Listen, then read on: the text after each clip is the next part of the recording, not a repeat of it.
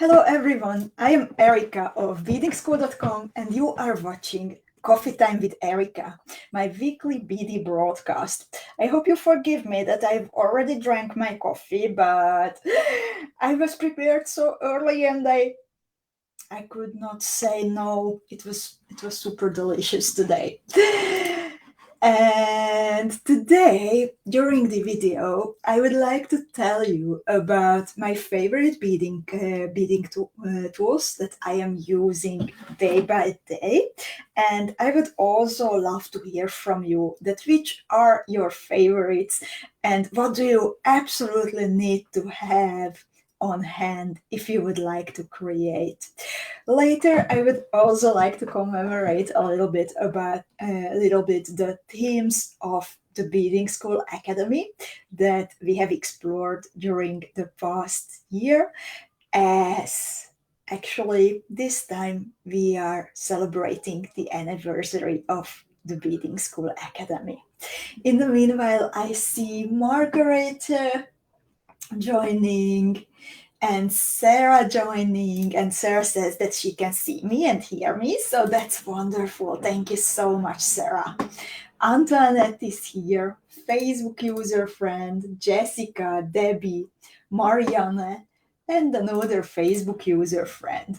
So you can watch today's video live from the Beading School Facebook page and also from the Beading School Club. And in case that you are watching from the club, then you might need to click the link in the description of the video, so then I can see your name and I can greet you personally, like, hi Irina, because otherwise I see you as Facebook user. So for today, I have prepared a little overview of the tools and the basic things that I always have to have on hand when I am beading. I think what's great about beading that it actually does not take up lots and lots of space. Like imagine, for example, a silversmith wanting to travel and create in the meanwhile. I don't think that it would be very possible. But with beads, actually, this is my favorite little baggie that I am taking with me when I am traveling. And if I just put my absolute favorite tools and some of my favorite shapes and colors into it, then I'm super happy and I can go a very long way when creating if I have this little bunny baggy filled with my favorite beads and basic tools. Thanks to this, I was able to bead like while being on a multi-day bicycle trip or while sitting next to the Victoria Lake in Africa or like on the airplane somewhere. So at very many places, and it feels wonderful that I can take my hobby wherever I go. In the meanwhile, also Alison joined and Sherry joined and Katarina and Gunel and Yosin and Carol and Vanya is here and Lutka is here too.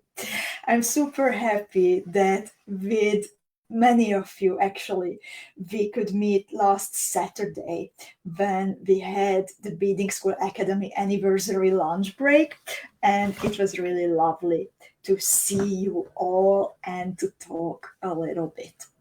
Now we will be focusing, sorry.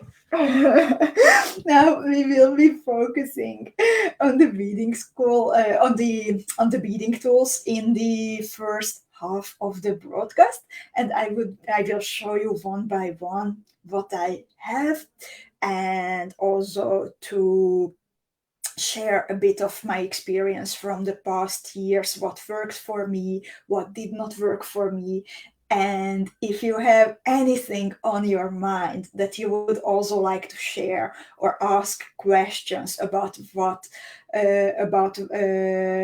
we are talking about together, then please share, because that's super valuable if we can hear and not, learn about each other's experience. So, first of all, if we start with beading, I think the very basic things that come to our minds are thread. What do we need? Thread and needle, of course. So when I'm actually traveling somewhere, then those are the two basic things that I absolutely check like 10 times if I have them, in a good quantity, because everything else can somehow be managed if I forget something from my tools, but usually it's not so easy to get special beading needles or beading thread. If I forgot those, then I would be in trouble. As you probably know by now, my favorite beading thread is Fireline. I have this big spool. This feels so special. When I got my big spool for the first time, my big girl Fireline, I love to use the black satin variation, and it's the 4LB or 0.12 millimeter length. It's Fireline by Berkeley. And from time to time, there are always these nightmarish Facebook posts popping up that, oh my god, Fireline will be discontinued. Even last week I saw someone starting a conversation about it. It's not true. Or by today is, I think, the 25th of October 2022. It's not true. So don't worry. Fireline is here, and as far as I know, it will be here for you.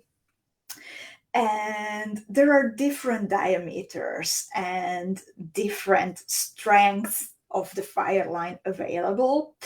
But like, pretty much this is all what I have at home. I don't use crystal, or I don't use very light beads. So if I had those, then I think I would also prefer to have the crystal variation. But with all the other colors, the black satin is blending in wonderfully. Before we would have the black satin, then there was the smoky gray, or what was the official name? I don't even remember, available, which was the same black color. However, it was leaving like black marks on your hand or on your beadwork. So it could be problematic, especially if you were doing bead embroidery. I think that's what I actually used when I was embroidering my vest. And I remember some thread marks on it. So I was very happy when the black satin arrived. And what kind of thread is your favorite? Please tell me about it so we can all learn from each other. Margareta says that she was also for the smoke, but it makes your hands black. Indeed, that's what I don't like about it. So that's why I switched to the black satin. And Erika joined us in the meanwhile, and Marta and Sandra and Martina and some more Facebook user friends. And Alicia is asking, what size is the spool, Erika? So this spool is 1,500 yards. It's 1,371 meters. And if I'm traveling for only a few days, then I like to, how do you say, I prepare a smaller spool for myself by winding it down from the big one. But actually, sometimes I just take this whole thing with me because I'm panicking that I will not have enough fire line. I think it would be very hard to run out, but yeah, it's better to be sure, I think. And yeah, Katerina says, I think the name is Smoke, but after beading, it's gray. Indeed. Sandy, hi Sandy. She likes to use 1G. Jessica is for Fireline. Margareta said that at the beginning she also used the 6 and 8 LB. Yeah, there are different strengths available. Marta uses Dragon Thread. Sharon joined us. Sherry says she's using Fireline 4 and 6 LB. Martina says Fireline is also my favorite thread. Corinne is here, and Mary, Christina. And Antoinette says, I really like the new thread you are selling in the bead shop. It works great for me. Then I'm super happy to hear that, Antoinette, and it's so nice that it added something to your beading experience. So indeed, recently we also added beading thread, and which is like not Fireline. I have to say I'm not using that much those types of threads because I'm not doing fringe, but we really wanted to have those because especially during the Tatis's Treasure team, we started to do some fringes. You might remember Zuzi's Acropolis earrings. And for fringes, it's better if you are using thread because then the fringe is like nice and soft and like waving in the wind. But with the Fireline, it would be super rigid, even with the thinner Fireline. So if I did fringe, I would use that one, but I'm not doing much fringe. So that's it. And Lutka also says that for her Fireline is the best. Sarah says she likes to remove the smoke from the smoke Fireline first, so then her hands and beadboards are neat. Indeed, that's also possible. Margaret likes Miyuki's thread, Mary likes Fireline, Yosin likes Fireline too, Christine too.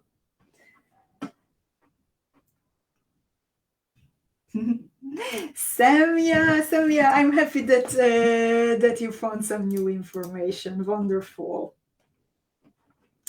So, Katerina says for her, sometimes elastic thread is better. It depends from the project. Yeah, indeed, when you are doing like the claspless things, then elastic thread might be better. I'm not really doing that, so I don't have experience with that kind of beading. And Sharon says she uses Fireline and 1G. And Margaret asks, Erika, did you ever use nanofill? I think I tried it, but I'm so happy simply with Fireline since I'm using it that I'm not experimenting very much with my thread. I think it's like being the base of your beadwork. You want to be sure that it will not break. And with Fireline, it has never happened with me since it's such a high-tech material that I would have a problem. When I am beading and I'm sometimes, of course, frogging and I accidentally damage my Fireline, then that's when there is a risk that it would break, and then I rather start a new or just finish my thread as fast as possible and then weave in another thread. So that much about threads, and let's look into the needles. So my favorite beading needle is the Tulip size 11 beading needle. I'm not as strict with my beading needles as with my Fireline, that I'm not using anything else, only Fireline. With my beading needles, I'm not that picky. And actually, it took me some time until I made the decision to invest into the tulip beading needles.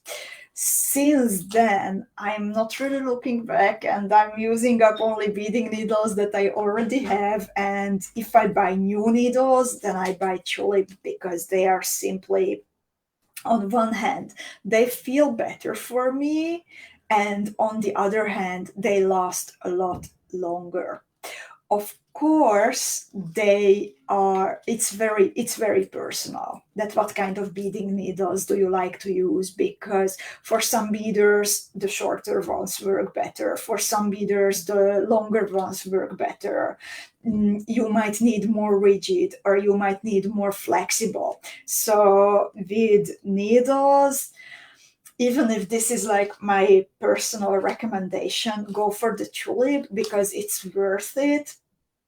I think there is a bigger wiggle room, so it's also nice to try some different brands. About the sizes, I use usually the size 11. However, I also have the size 10 and the size 12 tulip needles nearby somewhere in this beady mess. No, Sarah, I'm very organized. So yeah, I usually have three sizes, but 99% of my beading is done with the tulip. I switch to other sizes only if I have a good reason. So sometimes when I still need to bead through a seed bead, for example, and I have a feeling that if I push my needle, I will break the seed bead, there will be trouble, then that's the moment when I like to switch to size 12, since it's thinner, so I have a bigger chance to get through the seed bead without doing any damage. But since the size 12 is more flexible, then for my personal taste, it's just too flexible. So after I got through the tricky part, then I go back to my size 11. And on the other hand, the size 10, it's a thicker beading needle. And I like to use that for two specific reasons. On one hand, when I am frogging and I have removed my needle from the thread, and then I have to like pick my thread somehow, then I like to do that with the size 10 when I'm like pulling out the thread from in between beads, for example. And especially when I am doing bead embroidery, and especially when like doing bead embroidery and then you have to connect several layers at the end, the ultra thread and the backing to each other, then with the size 10, it goes easier for me because it's a thicker needle, a shorter needle. There is also a shorter variation for it, which is specifically designed for bead embroidery. And while with the size 11, it happened to me sometimes that it got bent easily when I was attaching the layers to each other. With the size 10, it goes easier and my needle stays straighter. And I can actually, what I noticed that I'm just doing it also faster because it's more comfortable. And let's see, I'm super curious also to read your experience about different beading needles. So in the meanwhile, Constance also joined us, and Nancy and Miriam also joined us. And Margaret says, tulips a little bit expensive. Ponies have a lower price. Indeed, that is absolutely true. There is a price difference, and some beaders really feel the difference, that they work better with tulip beading needles. For some beaders, it does not matter that much, so I would recommend trying both versions if you haven't tried them yet. Then Sharon says, only tulip needles for me. For some reason, I cannot thread any other needle. And that's such a good point, Sharon. Thank you so much for bringing it up. That it also differs in the needles, that how the eye of the needle is done. So even when it's the same size of beading needle, then you might experience problems threading one type of needle but not the other type. So that also makes a difference. If you are, by the way, having trouble with threading your needle, then look closely at the eye of the needle. Since the eye is formed like from one way, then one side of the needle is concave and one side is convex. So from one side, it's easier actually to thread the needle. So if you can't push the thread, then turn your needle and try it from the other side. It might work better for you. And Sarah says, once you try tulip needles, there is no other. I feel you. And Margareta said previously that, yeah, indeed, the ponies are cheaper, but tulips are stronger. They last longer, indeed. And also there is another point to take into consideration, that when you have to go many times through the beads, then the size 12 will be better. So especially if you like Ruxandra's designs, that we have many tutorials in the Beading School bead shop from her, and with her lacy beautiful designs, often you need to pass through the same beads over and over again. And she recommends to use the size 12, if I remember well. Sandra says, I feel like the tulip needle's eye doesn't collapse as easily as pony. I feel you. When I'm using the ponies, I have some, then for me they break easily, or they get deformed a lot easier than tulips. And Jessica also loves tulips, but also has some ponies. Nancy says, I like size 11 for most of my works. For bugle beads, has to be size 12. My needle always bended. I went through them so fast. Yeah, that can also happen. For a while, the bended needles might work, and in some cases, they might actually help. But yeah, sometimes it gets too much. Marta is a tulip girl. Sandy also loves the tulip of several sizes. She says, but a friend gave me free John James that I'm working through.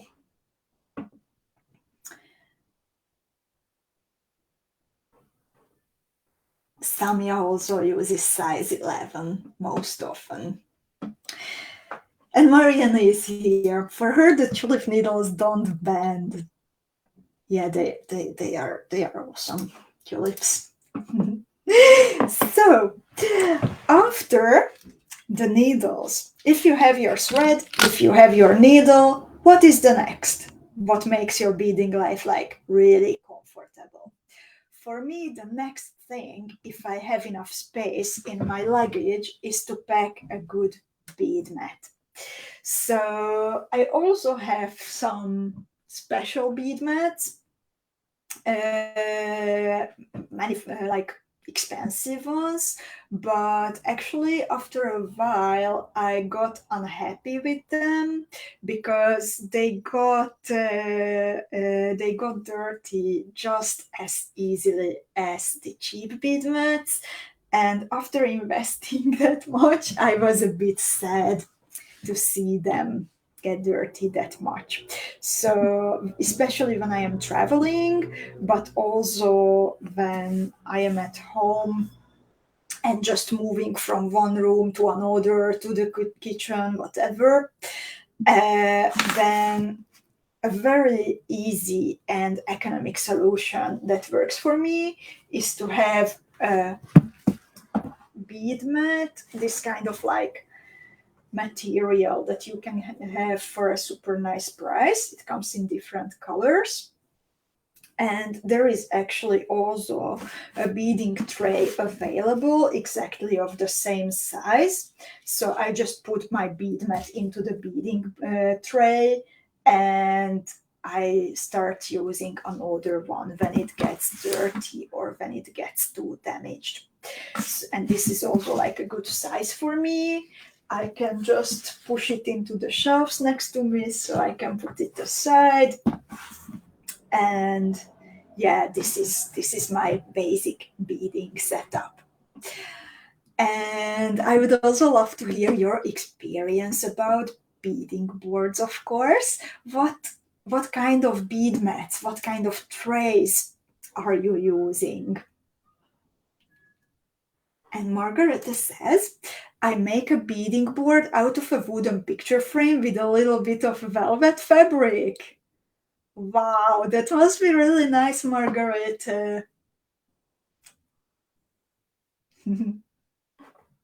Especially if you use some nice picture frame, then that's a good solution. I used to buy, by the way, the IKEA picture frames, and then I can attach my bead mat into the picture frame. So yeah, totally works. And Mary says, I need a good magnifying desktop lamp. My cat thinks I can't bead without her in the chair next to me. She sleeps and I bead. Oh, that's so sweet, Mary. With the magnifying lamp, unfortunately, I can't really help because I don't use the magnifier. I have a lamp which can be, I bought it in a simple household lamp shop. I paid like around maybe 30 euros, and I can switch it to different strengths of the light, from like very strong light to weaker light. And also I can regulate if I want white light or a bit yellowish natural light. So I'm super happy with it. It's also collapsible, so if I'm going away for a week somewhere, then I can take it with my in my luggage. And Miriam says, at home I use a beading board that looks like a cat's bed. That's funny. I hope your kitties don't mix it up. Oh, Antoinette says, I have made the one that you showed us in the Antoinette tutorial. I've been using it ever since. Indeed, that's so nice that you bring it up, Antoinette. I actually forgot that that I was showing it. That's indeed the IKEA picture frame plus simple bead mat combination. And Ginny joined us.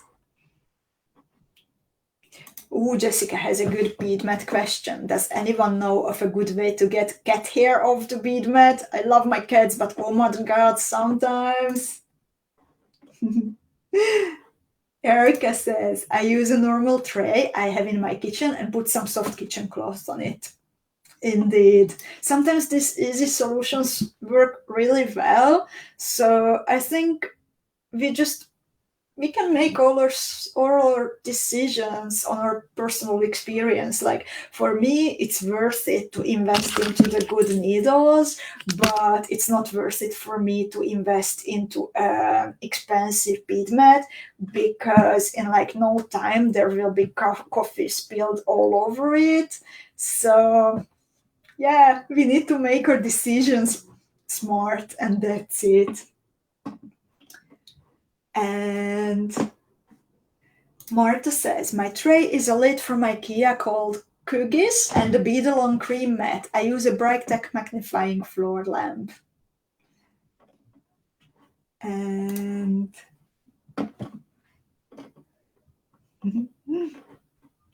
Alicia has an idea for the cat hair, a lint roller. Antoinette needs help with rabbit hair. Sandy says, I use a couple bead boards at home, but when I travel, I use a 3" by 3" bead mat that fits into my bead supply travel tin. That's also a very good viewpoint. What fits? What can you take with yourself? Indeed. For Ginny, her husband made bead mats. Oh, that's so sweet. And Miriam says, with sticky tape, you get the pet's hair away from all tissues. Thank you so much, Miriam.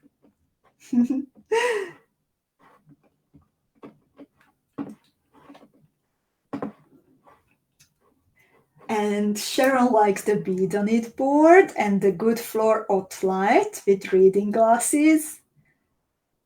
Comfort while beading.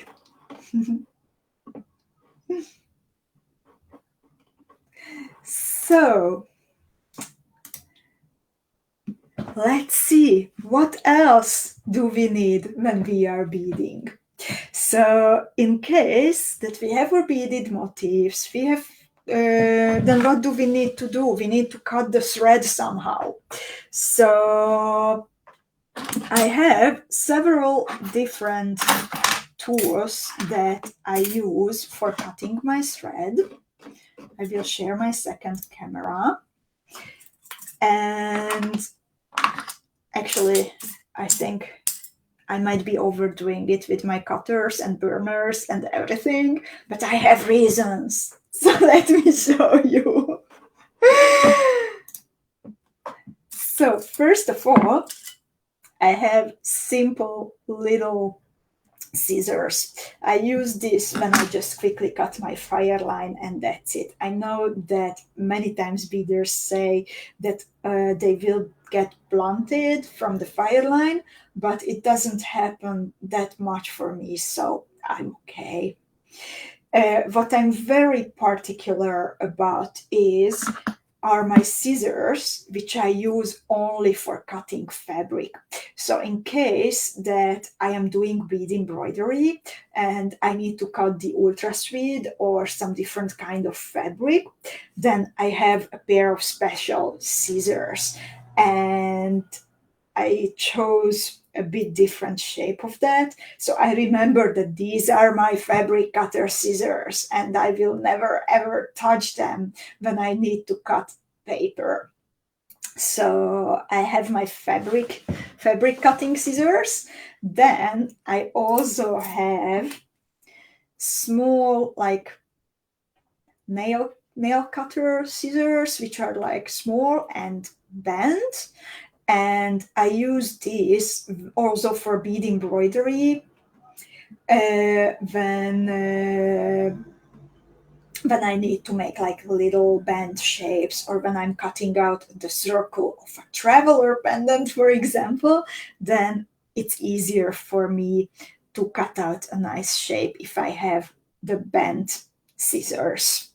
Then I also have some more stuff here. And what really made my beading life easier is a thread zap. And this is actually a battery powered thingy to melt your thread. So to demonstrate it for beaders who might not know it, you need an AA battery in it, and then there is a little button. So all I need to do is just push in the button and then it melts away the thread. What is great about this, that I can cut my thread very, very close to the beads. So then there is no like bunny ear or like 1 or 2 millimeter leftover thread left, but I can cut the thread right next to my beads. And when I'm the case when I am not using it is before I would thread my fire line, because you might see that there is a little dot melted at the end. So sometimes I have trouble to push the fire line through the needle if I melted it with the thread burner. And in the meanwhile, Jessica says, "Thank you, ladies. The cat hair won't stand a chance now." And Margareta has some sharp scissors indeed. And she has a very good idea also. Flat pliers to flatten the thread to go through the needle. Indeed, that's a super nice idea. Thank you for sharing, Margareta. Miriam also finds the thread zap very useful. Catherine also loves it. And Ginny says, "I love that you can buy new tips for the burner when it doesn't work as well as when it was new." Indeed, you can have like replacements. So you can like remove this and then use a new one. For me, it happened once in the past that the tip was damaged and then I had to change it, but it actually has a pretty long life expectancy.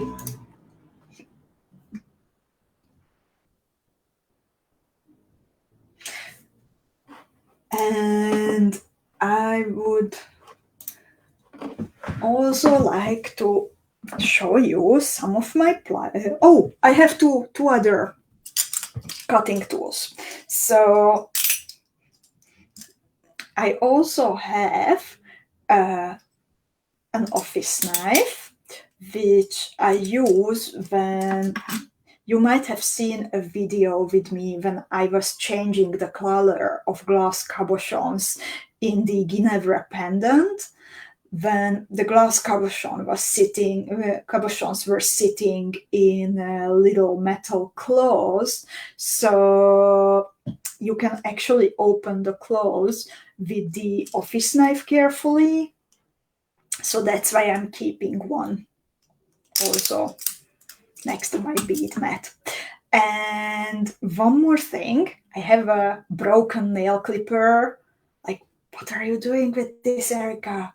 Why don't you throw it away? So this is my traveling nail cutter, thread cutter. So sometimes I get afraid that they might take away my good scissors on an airplane, but this is also a little bit less comfortable, of course, but it can also cut your fire line and thread. So just an easy bead hack to make sure that you can bead on the airplane, for example. And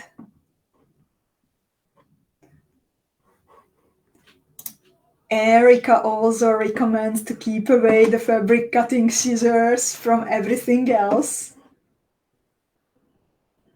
Indeed, most of us who are familiar with the existence of fabric cutting scissors can get very angry if a family member does not respect the boundaries.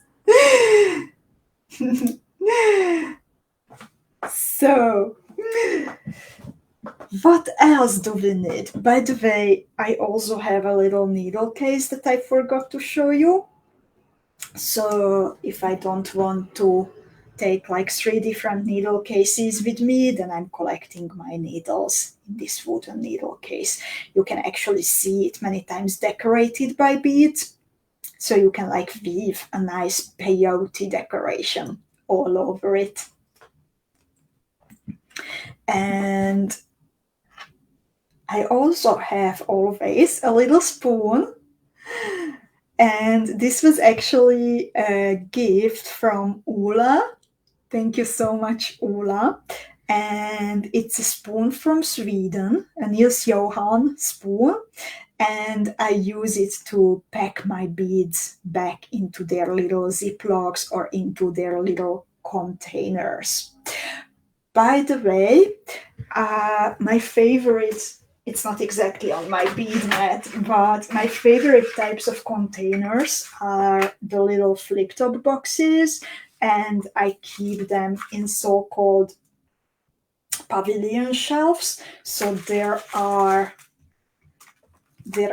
holes in the pavilion shelves where you can put exactly the little flip tops. There are round shaped flip tops, and there are also these rectangular flip tops available. They come in different sizes, and I like to use a label with the code of the bead on the side of it. I use the IKEA shelving unit, so I have them one by one, but you could actually put them also on top of each other and build a real bead tower. So that's my favorite organization tool. And basically I'm working on transferring every one of my beads into this kind of little flip tops. So hopefully in a month or two I will be done with it. And Martina says, I also have those pavilion shelves, very easy to stack. Indeed. And Margaret is asking, Erika, where do you buy the trays of the flip boxes? Margaret, I just added them to the bead shop. So actually, this was a question that came up very often in the past. So at the moment, we finally have some flip tops, and we finally have some pavilion shelves and scissors and all kinds of pliers available for you too. And yeah, so back to the tools. I also wanted to show you the pliers that I am using, and I have actually 1, 2, 3, 4, 5 different pliers, but I'm not using all of them. I will show you that which ones are the ones that I absolutely feel that I need. So I absolutely need my round nose pliers when I have an eye pin or a head pin and I want to finish the other side of it. Then when I want to make a little circle on the end, then I absolutely need the round nose pliers. I also have a flat nose plier with a pointy end. For me, it's easier to manipulate with, but that's also very personal, that exactly what kind of pliers do you like to work with. When I am working with jump rings, then what I like to do is at the beginning, when I started to bead, then I was actually like opening them with with my hands, but it's a lot easier if you hold them in one hand with one pliers, in the other hand with the second pair of pliers, and then you can open and close them easily.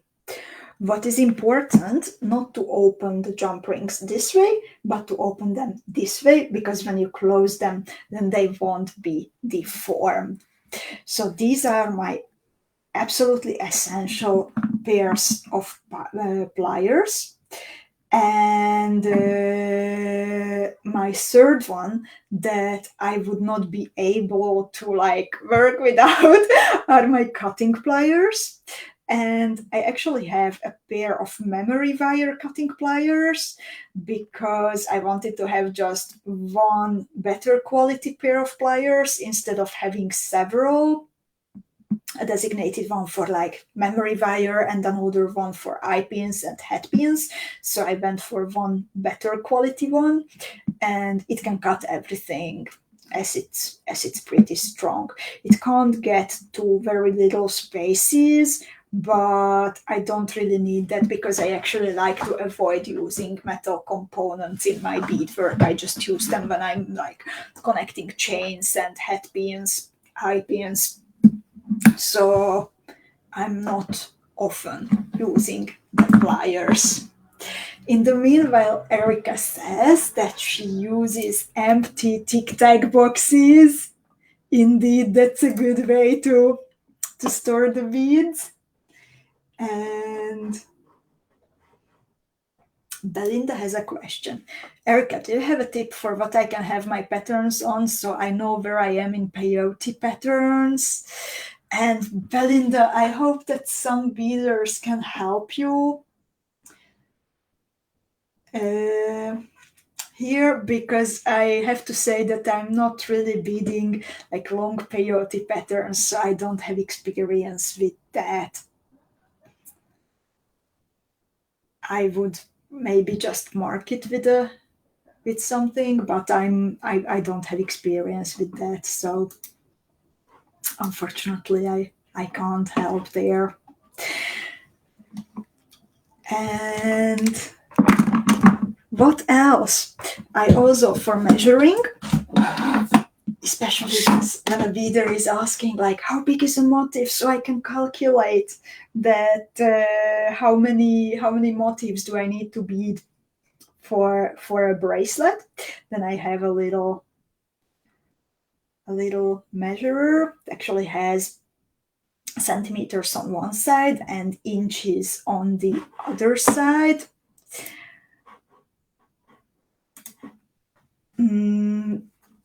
It's actually from the Preciosa factory. I got it some 10 years ago and I still have it. So this is a nice little tool. And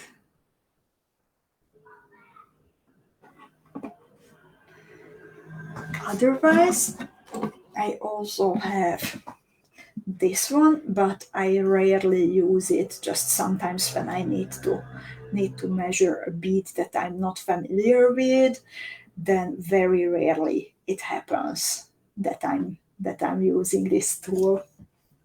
And in the meanwhile, Belinda is already getting answers. I love it that you are sharing your knowledge. So, okay. And another tool that is not strictly for beading, but what comes super handy is like interdental wooden toothpicks. So when I'm applying glue, when I have to apply glue on the back of bead embroidery, or also, for example, when I glue on the half-hole pearls into their settings, then I find it very easy to apply a little amount of glue precisely with these wooden toothpicks.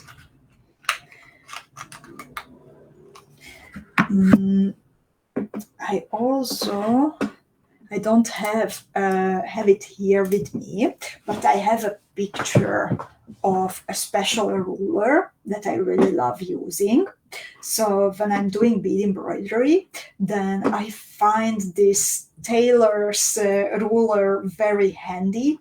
As you can see, there are several lines parallel with each other. So for example, if I want to mark something exactly 1.5 centimeter from an already existing line, then this ruler helps me so I can draw a parallel line exactly in the distance that I need. I also used to have, at the moment I don't have it, but I used to have a special pen which is used by tailors, which after a while disappears. So on beading, on Ultra Street, you can use that also to mark something, and then it will go away. Looking through my notes, if I forgot something, or do you maybe have an idea of what a beader should have on her bead mat to make sure that she has a nice beading experience? I also like to have a drawing compass, for example. So this is a picture from one of Susie's bead embroidery tutorials, actually. So she needed to draw some concentric circles, and it's nice to have a drawing compass to make them nice and even. There are ones also where instead of just using the graphite, you can actually attach your pen to it, so then you can draw on the ultra thread itself. And in the meanwhile, Margaret says the special tool for beading is patience for beading. For sure, we need the biggest dose of that, I would say. And yeah, this is, for example, a drawing also from Susie when she was drawing with a ruler some plants with her bead embroidered dragonfly. And in the meanwhile, time flew faster than I thought that it will. So I would actually like to postpone the Academy revisit part for another time, as we are together already for nearly an hour. But I still have some news that I would like to share with you. In the meanwhile, also Sherry says, I use an awl often when beading to straighten beads, crack a bead, or pick out my thread to rip it out. Thank you, Sherry. That's also a good idea. And so,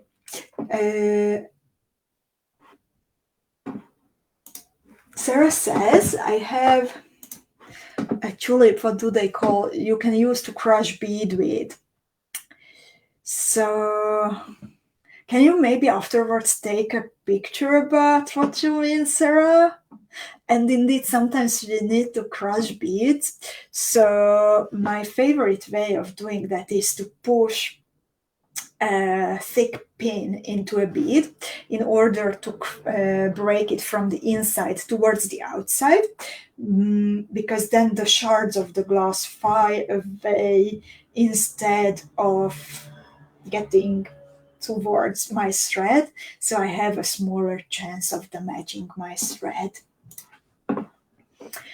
And yeah, we had a little poll yesterday in the Beading School Club asking you that which design would you like to bead for this week's No One Has to Bead Alone.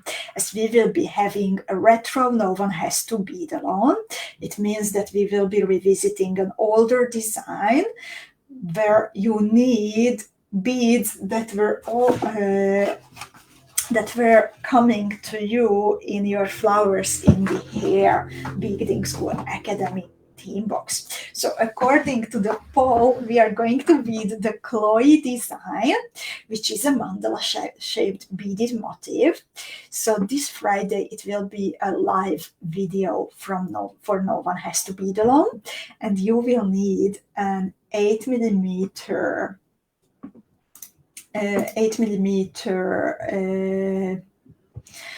cabochon in the middle, bezeled with peyote. So please come to the class, a cabochon already bezeled with peyote, starting with 22 Miyuki Delica beads.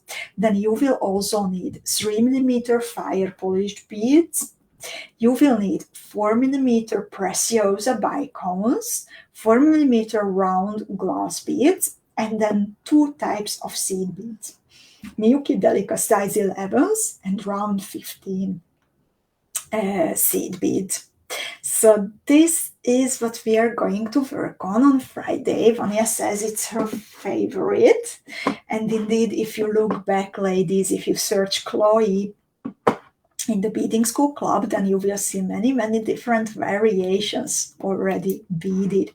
So this is a nice time to revisit one of our favorite patterns or bead it for the first time if you joined us.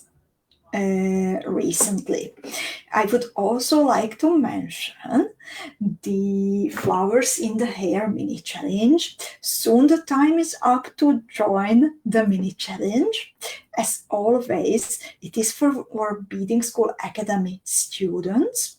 So all Beading School Academy students can join the challenge, and we will have two winners, a lucky winner selected randomly, and the talent winner selected by the creative team of Beading School.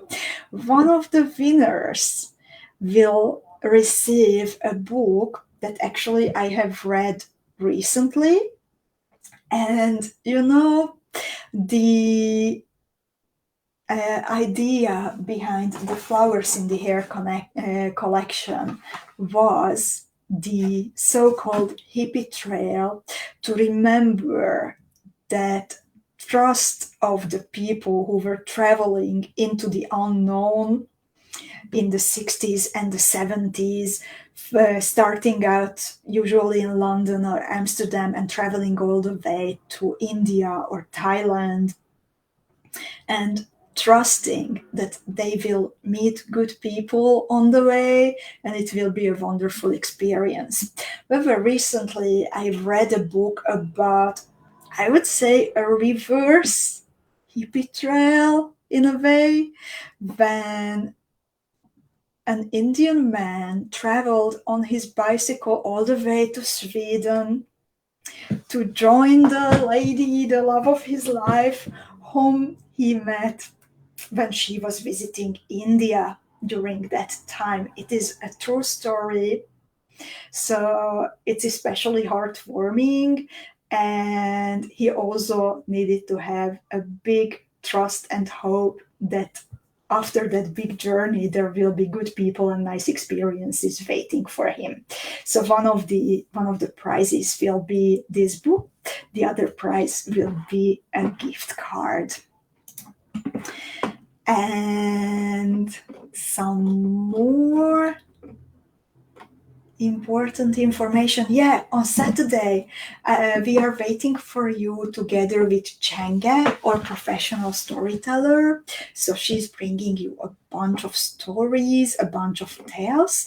The storytelling night is a gift to our Turquoise and Fuchsia Beading School Academy members.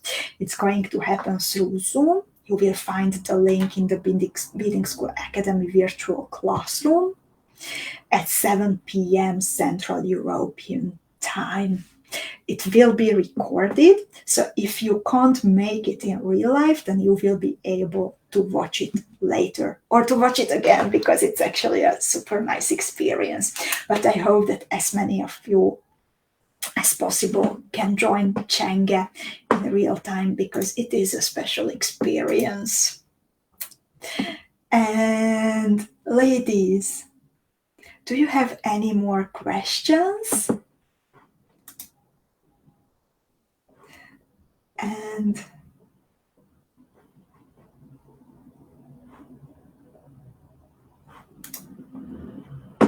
Margareta is asking if the veil will also be during the live. We will bead the motif itself, not the veil this time. Miriam has a question. Will you restock the dream kit for the Harmony project?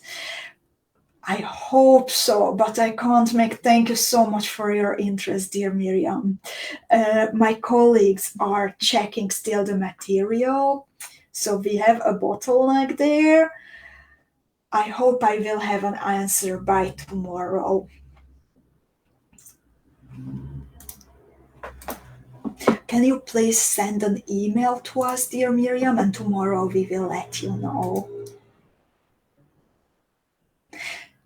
So, if you don't have any more questions, then I would like to thank you for your time and company today, and wish you a very nice rest of the day and lots of creative ideas. Bye bye, ladies.